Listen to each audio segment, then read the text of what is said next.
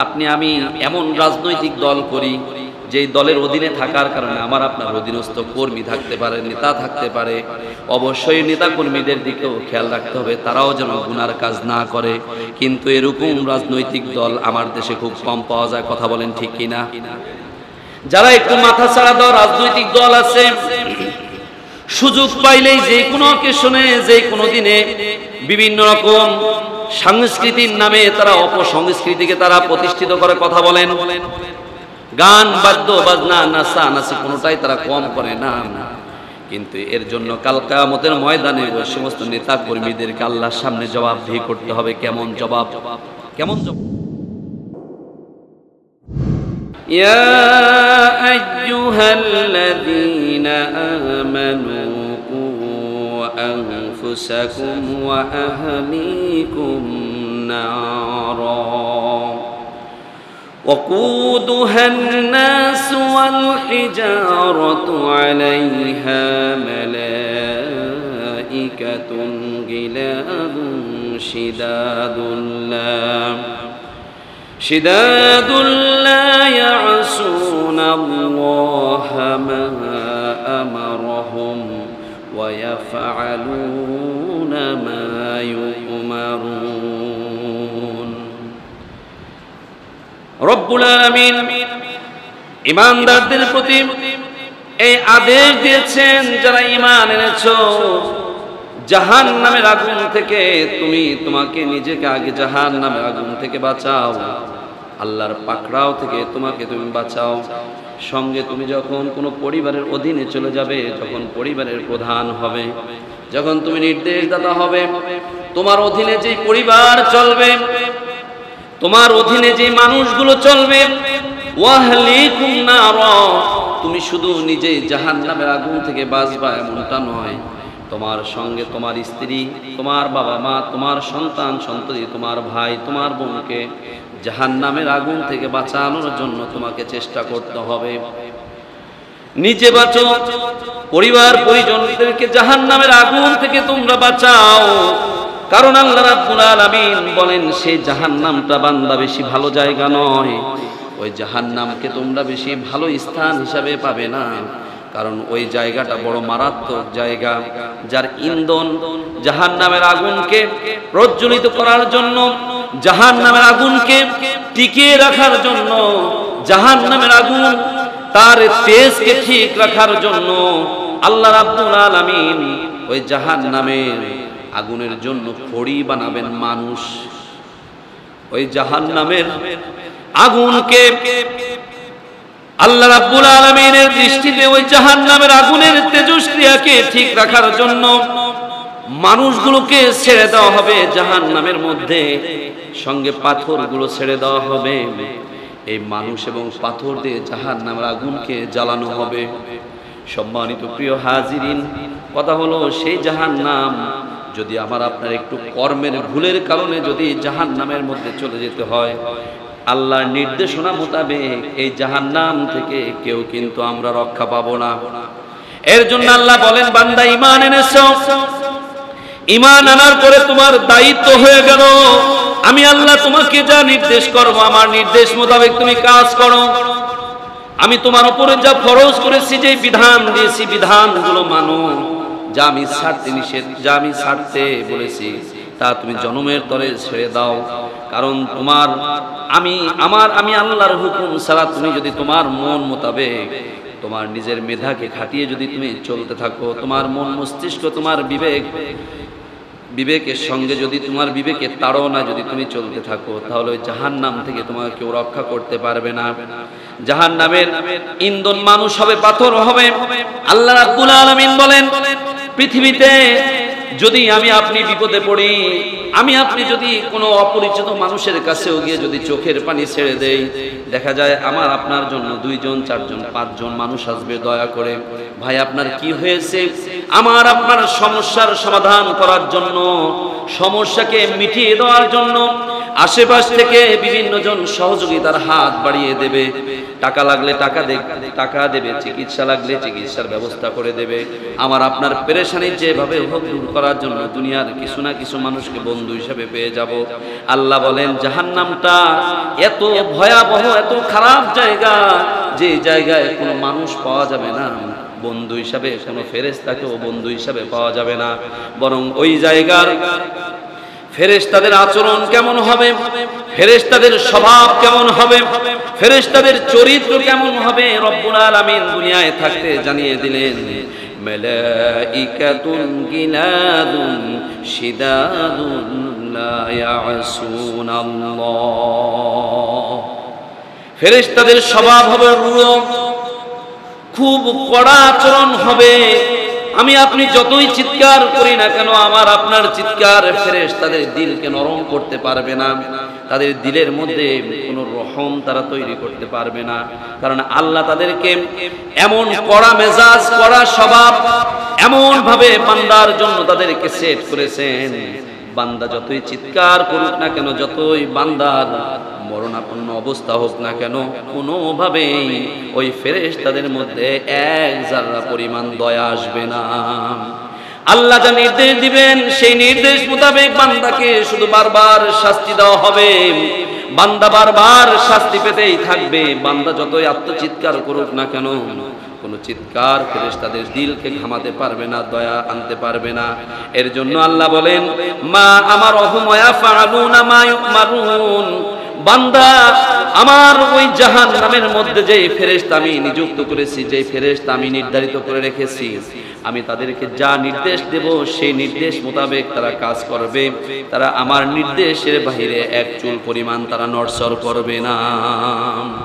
সম্মানিত প্রিয় হাজিরিন, এখন দুনিয়ার চাকচিক্যময় দুনিয়াকে পেয়ে, সুশোভিত এই দুনিয়া পেয়ে যদি নিজেও জাহান্নামের কাজ করি, যদি পরিবার পরিজন তাদেরকে জাহান্নামের কাজের জন্য সহযোগিতা করি, বা তাদেরকে যদি আমাদের সুবিধা থাকা সত্ত্বেও আমার আপনার যদি অবস্থানটা কড়া করে এমন একটা অবস্থান নেওয়া সত্ত্বেও যদি তাদের উপরে যদি আমরা পরিবার প্রধান হয়ে যদি আমরা আমাদের ক্ষমতাকে প্রয়োগ না করি, তাহলে কাল কিয়ামতের ময়দানে এমন একটা পরিচয় আমার আপনার হয়ে যাবে, যার নাম আল্লাহ রাসূল সাল্লাল্লাহু আলাইহি ওয়াসাল্লাম দিয়ে দিয়েছেন দায়ুস। তার নাম কি? দায়ুস। দায়ুস কখনো জান্নাতে যাবে। তার মানে আপনার আমার যদি আমার আপনার হাতে ক্ষমতা রয়েছে, মা যদি বেপরদায় চলে, মাকে বলতে হবে পর্দার মধ্যে চলতে হবে। যেই মা আমাকে আপনাকে উদরে রেখেছে, যেই মা আমাকে আপনাকে গর্ভে ধারণ করেছে, অথচ বুদ্ধি হওয়ার পরে সেই মাকে যদি বেপরদায় দেখি, মাকে বলতে হবে মা আপনার পর্দার সমস্যা, আপনি পর্দার মধ্যে আসেন। আমার আপনার স্ত্রী যদি সেও যদি পর্দার বাহিরে যদি চলে, তাকেও বলতে হবে তোমাকে পর্দার মধ্যে চলতে হবে। আমার আপনার কন্যা সন্তান সে যদি পর্দার বাহিরে চলে, তাকে পর্দার মধ্যে আনতে হবে। আমার আপনার বোন সে যদি পর্দার বাহিরে চলে, তাকেও পর্দার মধ্যে আনতে হবে। শুধু পর্দা নয়, ইসলামের প্রত্যেকটা বিধানের ব্যাপারে এই চারজন মানুষকে যদি আমি আপনি যদি ক্ষমতা তাদের উপরে প্রয়োগ না করি, যদি তাদেরকে গুনাহ থেকে যদি না বাঁচাই, কাল কিয়ামতের ময়দানে আল্লাহ রাব্বুল আলামিন আল্লাহর রাসূলের ঘোষণা মোতাবেক আমাকে আপনাকে দায়ুসের কাতারে ফেলে আমার আপনার জন্য জাহান্নামকে নির্ধারণ করে দিবেন। নাউযুবিল্লাহ। সম্মানিত প্রিয় হাজিরিন, এই আয়াত থেকে আমরা যে শিক্ষা নিলাম, অবশ্যই আমাকে আপনাকে নিজেকে আগে জাহান্নাম থেকে বাঁচার জন্য প্রাণপণ চেষ্টা করতে হবে। জাহান্নাম থেকে বাঁচার জন্য যত রকম গুনার কাজ আছে, গুনাহ থেকে বেঁচে থাকার চেষ্টা করতে হবে, বাঁচতে হবে। সঙ্গে সঙ্গে পরিবারের যারা রয়েছে, এই পরিবারের আমার আপনার অধীনে যারা রয়েছে, তাদেরকেও জাহান্নাম থেকে বাঁচাতে হবে। কারণ আল্লাহ রাব্বুল আলামিন যে নির্দেশনা দিয়েছেন সূরা জুমারের 15 নং আয়াতে, ফা'বুদু মা শি'তুম মিন দুনি কুল ইন্নাল খাসিরিনা আল্লাযীনা খাসিরু আনফুসাহুম وأهليهم يوم القيامة ألا ذلك هو الخسران المبين رب العالمين বলেন ফাবুদু মা শিতুম মিন দুনিহি আমি আপনি কার ইবাদত করব এটা আমার আপনার ব্যাপার যদি আল্লাহর ইবাদত করি তাহলে আল্লাহর প্রকৃত বান্দা হিসেবে আমরা আল্লাহর কাছে পরিচয় লাভ করব যদি আল্লাহকে বাদ দিয়ে যদি কোনো মূর্তি কোনো মানুষের ইবাদত করি কোনো গাছের ইবাদত করি সূর্যের ইবাদত করি চন্দ্রের ইবাদত করি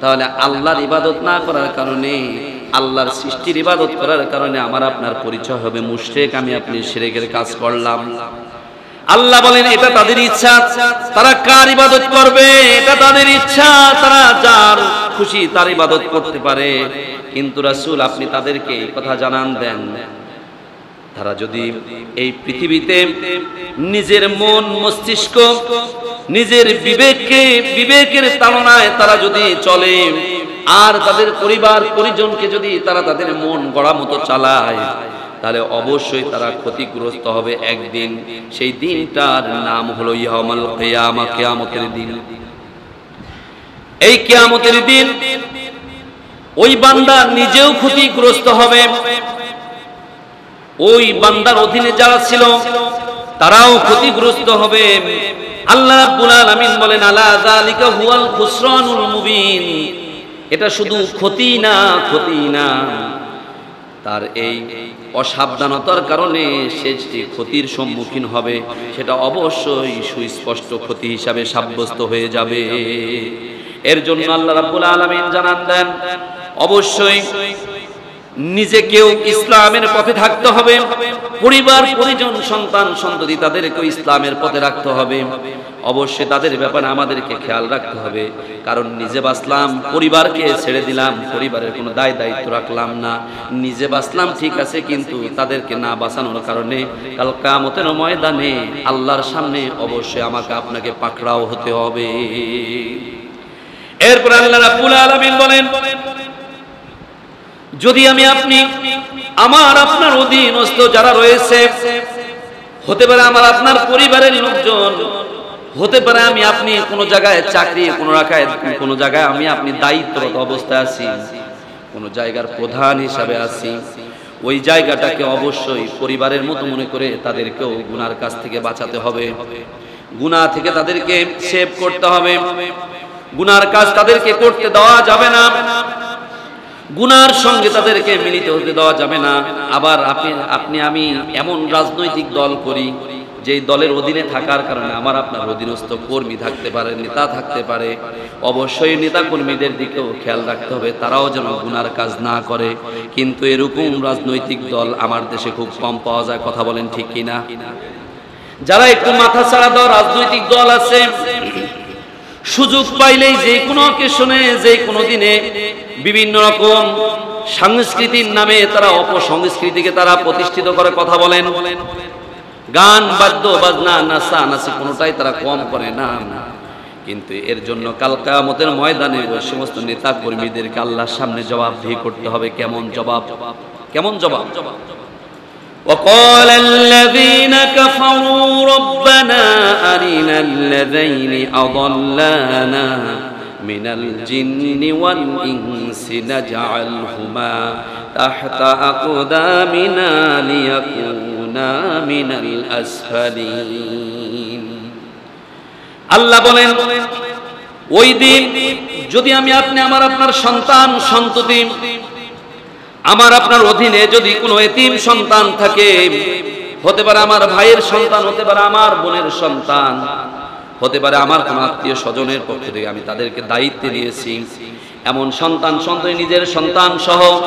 অথবা কোনো দায়িত্বে আছি আমার অধীনস্থ যারা আছে অথবা এমন কোন রাজনৈতিক দলের সঙ্গে জড়িত আছি আমার অধীনস্থ কোনো নেতা কর্মী রয়েছে যদি তাদেরকে আমরা যদি অপসংস্কৃতি হারাম কাজ বিভিন্ন রকম মন্দ কাজ আল্লাহর নির্দেশনার বাহিরে তারা যদি কোনো মন গড়া অন্যায় কাজ করে এই দিক থেকে তাদেরকে যদি আমরা হেফাজত না করি যদি সেখানে শক্তি প্রয়োগ না করি, তাদেরকে যদি সুশিক্ষা শিক্ষিত না করি, কাল কিয়ামতের ময়দানে এই মানুষগুলো আমাকে আপনাকে এমন অসহায়, এমন বিপদের মুখে ফেলে দেবে।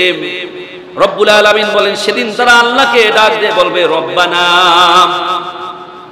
হে আমাদের প্রভু, আরিনাল্লাযাইনি আদাল্লানা মিনাল জিন্নি ওয়াল ইনস, মানুষ এবং জিনদের মধ্য থেকে তারা কোথায়? যারা পৃথিবীতে আমাদেরকে গোমরাহ করেছিল, আমাদেরকে পথভ্রষ্ট করেছিল, যারা আমাদেরকে সুশিক্ষা শিক্ষিত করেনি, যারা আমাদেরকে ইসলাম বুঝায়নি, যারা আমাদেরকে হালাল হারাম বুঝায়নি, যারা আপনার হক সম্পর্কে আমাদেরকে শিক্ষা দেয়নি, সেই মানুষগুলো কোথায়?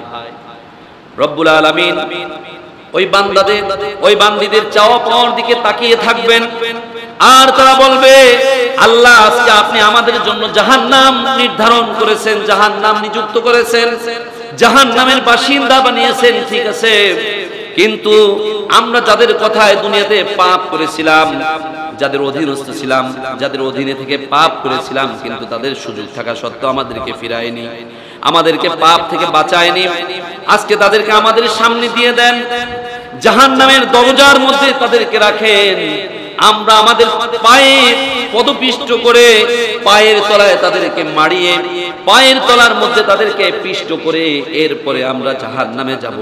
আল্লাহ রাব্বুল আলামিন ওই কিয়ামতের ময়দানে যে অবস্থাটা হবে, সেই কথাটাও সূরা ফুসসিলাতের 29 নং আয়াত আল্লাহ বর্ণনা করে দিয়েছেন। এই যে তিনটা আয়াত বললাম, তিনটা আয়াত পড়ে যে তার শাব্দিক অর্থ সহ আপনার যে তর্জমা করলাম, ব্যাখ্যা করলাম, এখন এর থেকে যে আমাকে আপনাকে সিদ্ধান্তে আসতে হবে, অবশ্যই আমার আপনার অধীনস্থ যারা আছে, সন্তান সন্ততি হোক, আমি আপনি যেখানে দায়িত্বে আছে, চাকরি করি বা ব্যবসা করি, আমার আপনার অধীনে যারা আছে, অবশ্যই তাদের ব্যাপারে এই খেয়াল রাখতে হবে, তারা যেন আমার আপনার অধীনে থেকে কোনো পাপ কাজ করতে না পারে। তাদের পাপাচারিতা দেখলে অবশ্যই তাদেরকে ফিরাতে হবে, নিষেধ করতে হবে, তা না হলে বন্ধু, কাল কিয়ামতের ময়দানে আল্লাহর পাকড়াও থেকে কিন্তু আমি আপনি বাঁচতে পারবো।